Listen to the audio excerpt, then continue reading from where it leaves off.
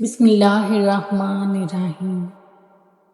السلام علیکم پیارے دوستو، جہاں نماز پڑھو اس جگہ تھوڑی دیر بیٹھ جاؤ تاکہ بدن کے تمام حصوں میں سکون پیدا ہو جائے۔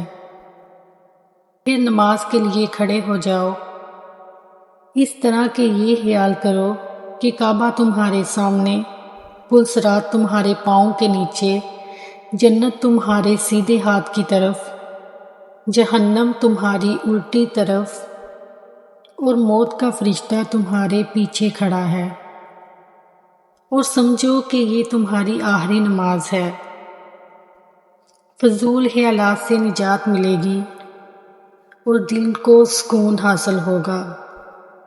بے شک سکون صرف اللہ کے ہی ذکر میں ہے۔ اللہ تعالی ہم سب کو ایسی نماز ادا کرنے کی توفیق عطا فرمائے اور ہمیں گناہوں سے بچنے کی توفیق عطا فرمائے، آمین۔